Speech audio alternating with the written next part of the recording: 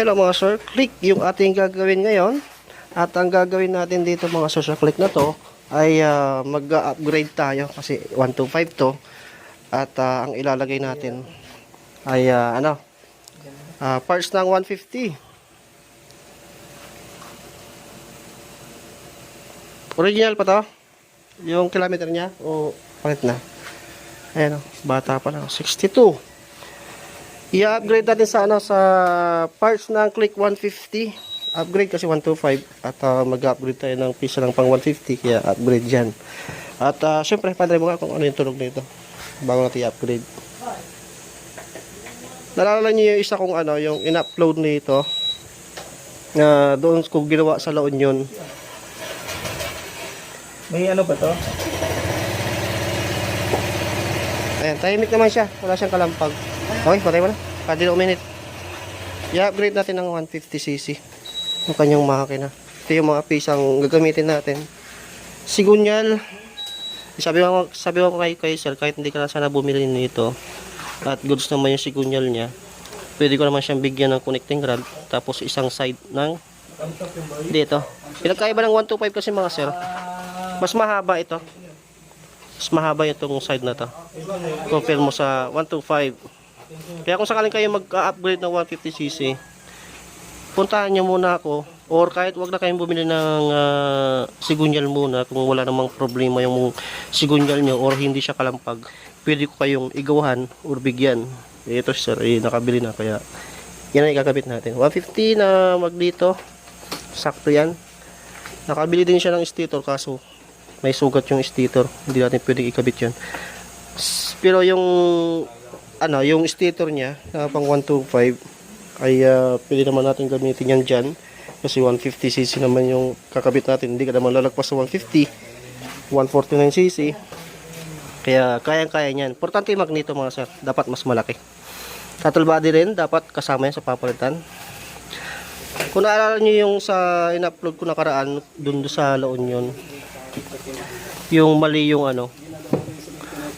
yung head, ito yan yan dapat kasama lagi yan sa bibilhin ninyo. Yung head, magkaiba kasi yung head niyan saka sa 125. Hindi siya lapat. Yung yung water jacket o yung daanan ng langis sa gasket. Ang mangyayari, papasok lang yung coolant mo sa loob ng piston.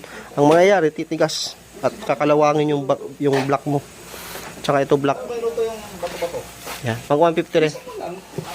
Piston rin, halos lahat na andyan na, pati valvula kasama yan kasi 150cc yung ating gagamitin.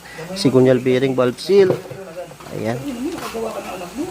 Tapos ayan, mga stud, kabila ang oil seal. At syempre bago natin may kabit yan ay kailangan natin kalasin muna ito. Ayan, paghihiwalayin muna natin itong kanyang makina para mailipat natin. Nakailang piece ka na? Basic lang din naman itong palit yan. Halos plug and play lang din naman.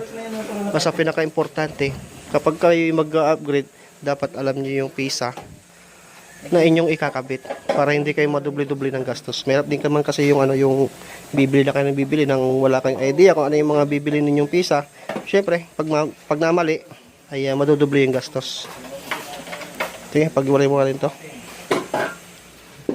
Yan mga sa, napag-iwalay na yung chassis. Saka, yung engine. Kaya yung wawalwalay natin ngayon, yung kanyang engine. Yan, sa mga sariwa ko yung head nito. Kasi tatanggalan yung head nito eh. Yan. Tapos sigunyal, sariwa din yan. Goods pa. Ibibenta niya na.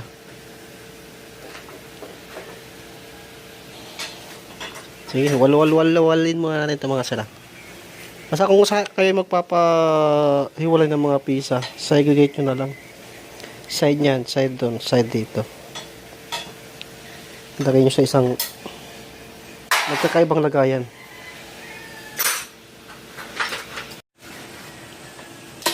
Yan, tagal na yung mga itong head niya mga sala, buo yan.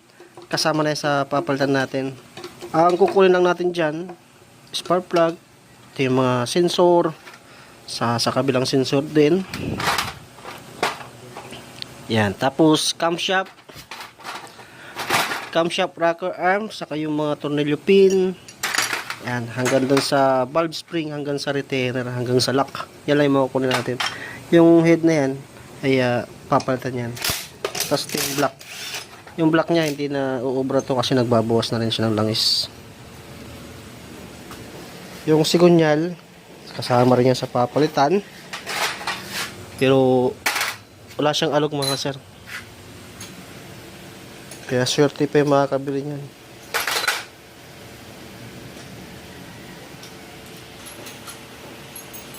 Ay! Kapa!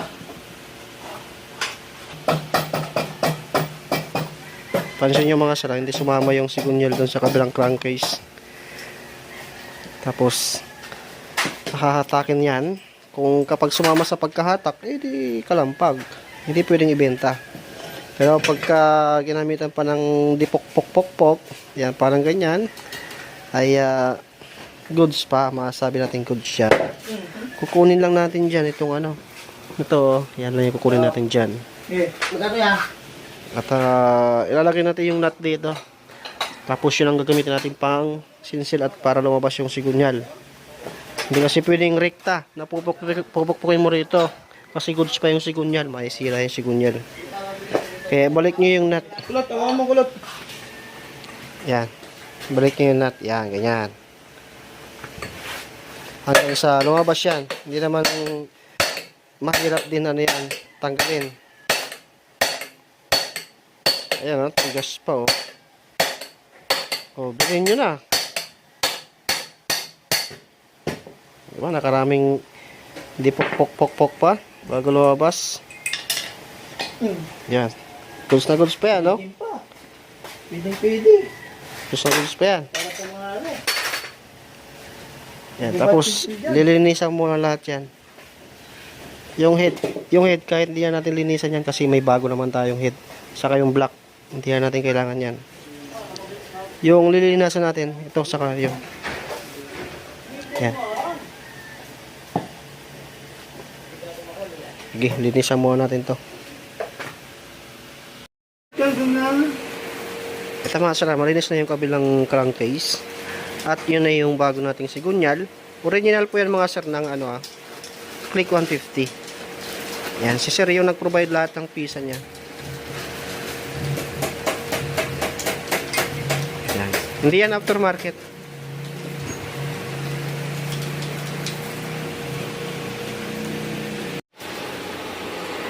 Yan na yung sigunyal natin mga sir. Nilabog na yung bagong bearing. At kailangan natin painitan to para may lubog ng maayos yung sigunyal. Painitin natin sa loob ng 15 minutes.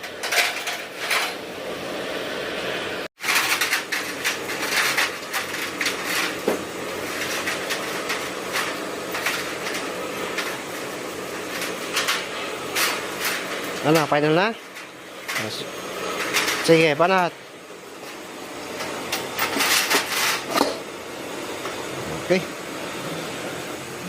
Pinagkaiba ng ano mga sir sigunyal ng 125 sa 150. Malaki ang piston pin. Tapos mahaba yung sigunyal dun sa may baba. Yan sa ano. Pinaglalagyan ng magneto.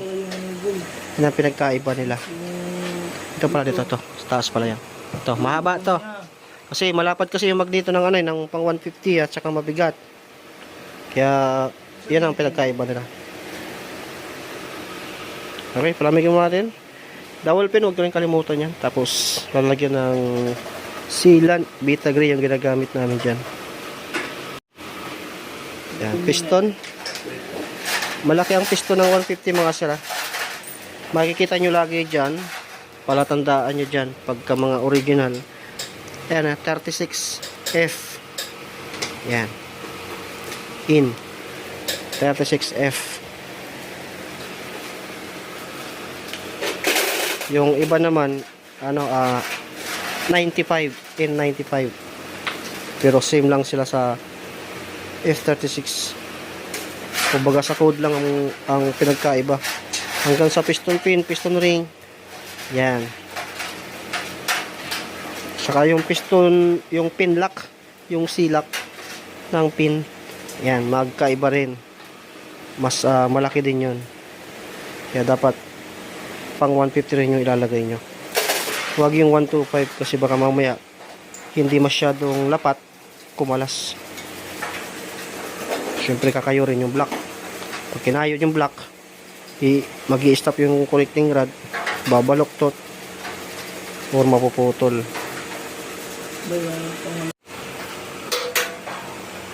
Sa paglalagay ng Betagray mga sara, huwag nyo lalaktawan. Check nyo mabuti. Okay, tapos yung naman natin, yung cylinder head naman, asimbolin na. Pero kapag ganyan mga sara, i-regrinding compound pa rin natin yan. Para walang loss. Or walang singaw. Ito yan, lahat original ang ginamit natin. Yan, PZY 700 ang dolo. Malaki kasi yung valve nito. Ganun din, ito parehas lang din naman. Yan, PCY din. Yan, i-regrinding compound natin. Ito bago. Halaga nito nasa 3 plus ito mga sir. Sa 125 naman 2 plus. Yan. Grinding compound lang, tapos hugasan natin mabuti kasi hindi pwedeng hindi hugasan ng isang beses lang kapag gumagamit tayo ng clover or yung grinding compound. Yan, tapos lulubog na rin natin yung ilalagay na natin yung crankcase. Yan, para maikabit na rin yung bagong block.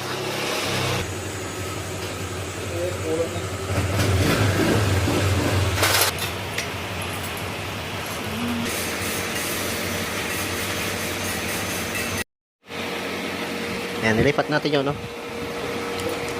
Yan. Yung retainer. Tapos, valve seal. Yan. Bago din yan. Yung retainer tsaka yung valve spring lang yung nanggaling dito sa sa luma na head.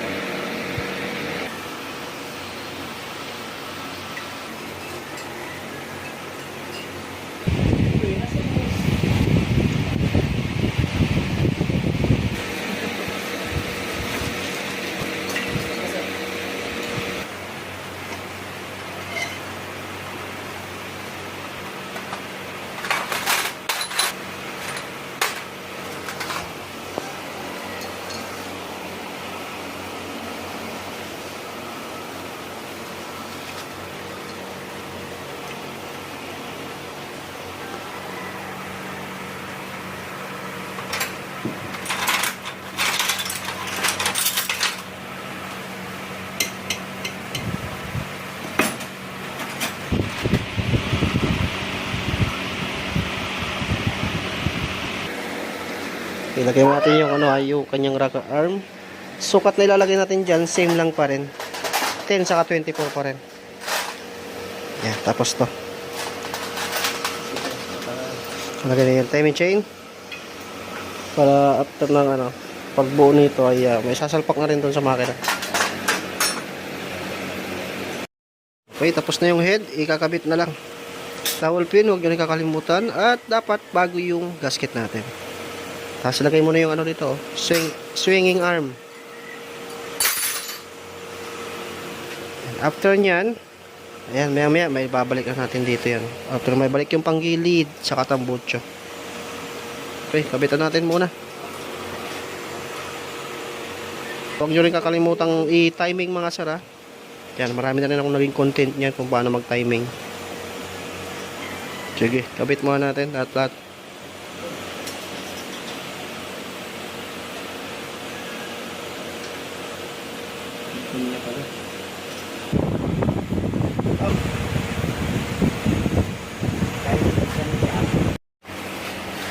Okay, sibitin na lang. Ang ganda. Yun lang, mga langis. Tapos, may sasalpak na natin dito.